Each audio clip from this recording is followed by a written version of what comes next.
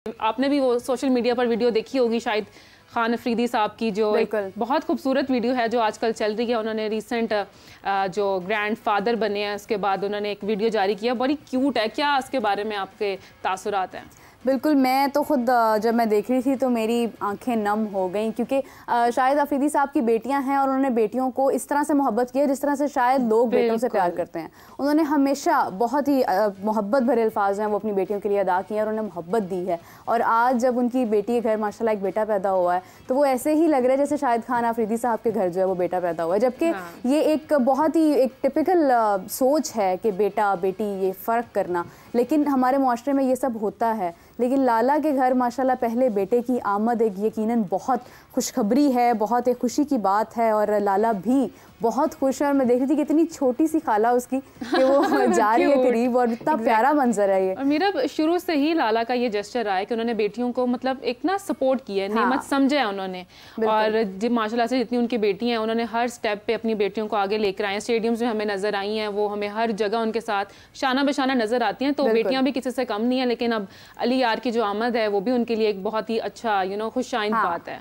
मतलब लाला ने मिसाल कायम की है कि आप अपनी बेटियों से किस तरह दोस्ती कर सकते हैं। और अल्लाह ताला की देन है, आप देखें कि माशाल्लाह उनके घर पे पहला बेटा हुआ। और मैं भी वही सोच रही थी कि ये तो बहुत कबल अज़ वक्त है कि हम इस बात का तयन करें कि आगे क्या हम उसको क्रिकेट में देख रहे हैं, बॉलिंग करते हुए देखेंगे या नहीं। अभी तो बहुत वक्त बाकी है उस चीज़ के लिए, क्योंकि हर किसी का अपना इंटरेस्ट होता है। मगर जो एक लेगेसी है शायद उसको कायम करते हुए अली यार आगे हमें कुछ सालों बाद खेलते हुए नजर आए लाला की सरपरस्ती में।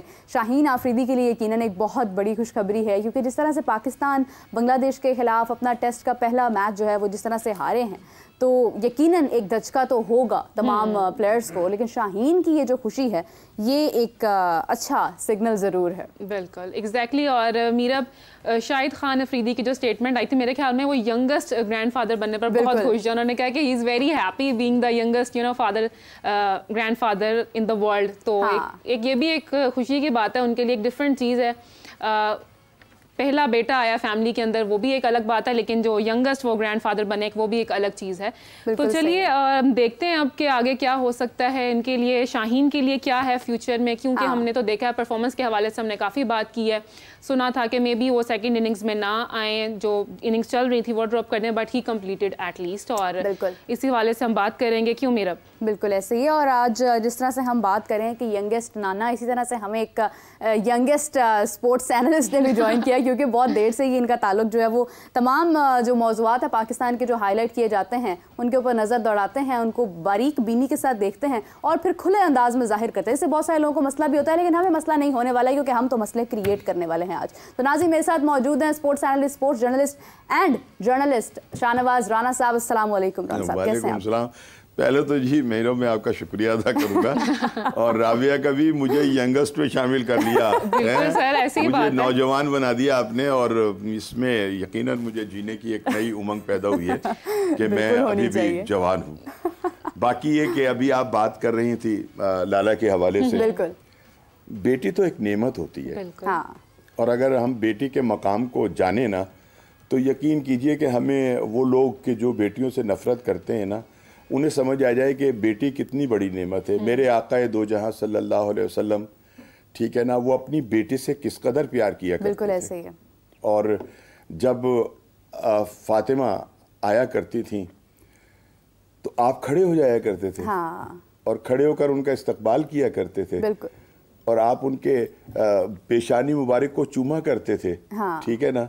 और वो इतनी बड़ी आय मुबारका जो है कलाम मजीद में है, इन्ना आतैना कल कौसर, ठीक है ना। बिल्कुल, तो ये कौसर वही थी ना उसको। तो शाहिद आफरीदी अपनी बच्चियों से प्यार करते हैं, यकीनन ये बड़ी बात है। और वो कभी भी मायूस नहीं हुए, जब भी उनकी 1 हुई, 2 हुई, 3 हुई, 4 हुई, ठीक है ना, तो उनके चेहरे पर वही खुशी और वही मतलब एक जिस तरह बेटे की पैदाइश पर खुशी होती है उनको होती थी।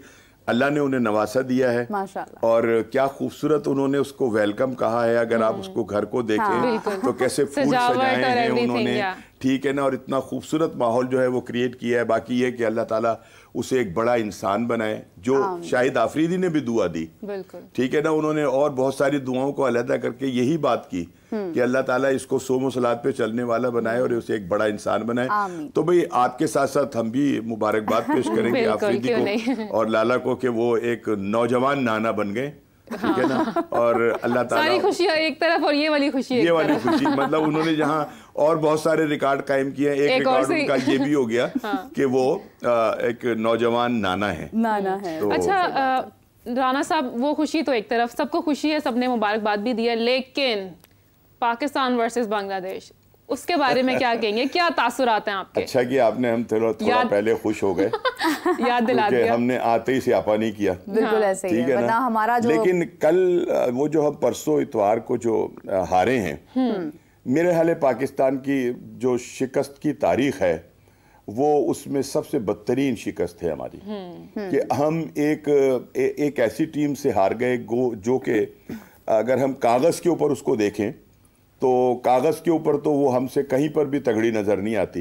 बॉलिंग हो, बैटिंग हो, फील्डिंग हो, सारा कुछ हो, उसमें हम बड़े ताकतवर नज़र आते हैं। लेकिन बात असल में ये है कि जो लोग ग्राउंड के अंदर परफॉर्म नहीं ना करते फिर वो खिलाड़ी नहीं होते।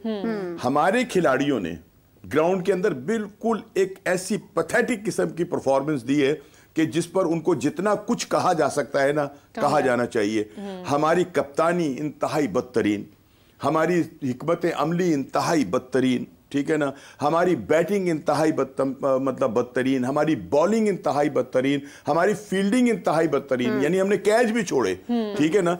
तो ये है कि और फिर हारने के भी ना कोई तरीके होते हैं मीरा, एग्जैक्टली उसके भी कोई उसलूब होते हैं, कोई शर्म होती है, कोई हया होती है। शर्म हया तो बात की बात है ना। अगर आप किसी से लड़कर हारते हैं ना, पता चलता है कि यार कुछ नहीं मालूम कि कौन जीतेगा, एफर्ट है या नहीं, वो जीतेगा या ये जीतेगा, और उसमें फिर किसी एक की हार हो जाए तो वो शायद इतनी तकलीफ देनी होती। ये जरूर होता है कि यार बड़ा मजा आया मैच देखने का, क्या बात है यार, कैसी लड़ाई भाई। ये तो एकदम मतलब रेत की दीवार साबित हुए कि वो जो है ना, रेत को जब आप हाथ में उठाते हैं वो निकलना शुरू हो जाती है। ये तो ग्राउंड में से ऐसे निकल रहे थे जैसे मुट्ठी में से दबी हुई रेत जो है वो निकल रही होती है, ठीक है ना। तो इन्होंने तो जो कुछ उस रोज किया है, तारीख में पहली मर्तबा वो पाकिस्तान से टेस्ट मैच जीते, ठीक है ना, और वो भी 10 विकेटों से, होम ग्राउंड पर, मतलब ये कि वो भी 10 विकेटों से होम ग्राउंड पर, आपकी अपनी विकेट पर, आपके अपने क्राउड पर, आपके अपने मौसम पर। ये लोग तो बिल्कुल अंधे हुए थे, इनको यही नहीं मालूम कि विकेट हमने क्या बना। भाई हमारी होम सीरीज है, वो हमारे घर में खेलने आए हैं, हमें अपने मुताबिक विकेट बनानी है। आपने दुनिया का बेहतरीन जो विकेट बनाने वाला है वो भी बुलाया हुआ है, क्यूरेटर, उसने कौन सी विकेट बनाई। अगर आपका जो कोच है वो विकेट को रीड ही नहीं कर सका, 2-2 कोच हैं, 3-3 कोच हैं, अगर ये सबके सब अंधे हो गए थे तो फिर ये किस बात की तनख्वाही ले रहे हैं। कप्तान साहब को ये पता ही नहीं है कि मेरी टीम के अंदर जो है कोई स्पिनर है ही नहीं। उनके स्पिनर ने 7 आउट किए हैं, बिल्कुल ऐसे वही हम बात कर रहे थे कल। खाली स्पिनर ने 3 फास्ट बॉलर ने आउट किए, बाकी जो टीम है उनके स्पिनर ने आउट किए। हमारे पास कोई रिकॉग्नाइज स्पिनर ही नहीं था, सबके सब सोए हुए थे। इतनी गलत सिलेक्शन, और मेरा ख्याल है कि अब तक किसी ने उनसे इस बात पर बात नहीं की और ना ही किसी को शर्म आई। मेरा तो ख्याल था कि शायद कोई एक आध खिलाड़ी जो है वो ये कहेगा कि यार मैं तो बस अब थोड़ी देर के लिए आराम चाहता हूँ। लाइक मैं अपने सुपरस्टार की बात करूंगा, बाबर आजम की, कि वो वैसे उनकी 14वीं इनिंग थी टेस्ट मैच की, जिसके अंदर उन्होंने अब तक 50 नहीं किया, जो बताते हैं एनालिस्ट, ठीक है ना। दूसरी बात ये कि उनको उस मैच में 2 बारियां मिली। पहले उसने विकेट कीपर ने कैच छोड़ दिया उनका 0 पर, अगर वो कैच हो जाता तो ये भी एक उनके एजाज में इजाफा होता कि वो गोल्डन डक जो था वो उनको मिल जाता। लेकिन उसने दूसरी बारी दी और उसके बाद वो कुछ नहीं कर सके। तो आप क्या कहें हमारी बहनों, हम तो सिर्फ रो सकते हैं। राना साहब नहीं, क्या रोना धोना करना है, चेयरमैन साहब भी रो रहे हैं, परेशान नहीं रो रहे हैं। अरे नहीं, उन्होंने कहा है भाई, उन्होंने कहा है कि सर जी की बात मैंने कर तो दी, लेकिन जब मैंने यहाँ पर देखा, यहाँ पर तो कुछ मौजूद ही नहीं है, यहाँ पर सिलेक्शन के लिए कोई पूल ही नहीं है, कुछ भी नहीं है, मैं यहाँ पर आकर करूँ तो करूँ क्या। नहीं, ऐसा नहीं है। वो ये तो खैर अपने ऊपर से सब कुछ जो है वो उठाकर किसी और पर डालना चाह रहे हैं। भाई अगर आप नहीं है तो आप किस बात के चेयरमैन है, ठीक है ना। लेकिन असल बात यह कि चेयरमैन साहब को एक जगह से सैनिटर वो हैं, वजीर दाखिला वो हैं, चेयरमैन पीसीबी वो हैं, ठीक है ना। तो अब वो कहां कहां अपने आप को दौड़ाते फिरें, लेकिन वो तो कह रहे थे क्रिकेट से उनका ताल्लुक कोई नहीं, ठीक है या नहीं। उन्होंने एक अपना बंदा निकाला बीच में से, हाँ। उसके ऊपर ये सारी जिम्मेदारी डाली।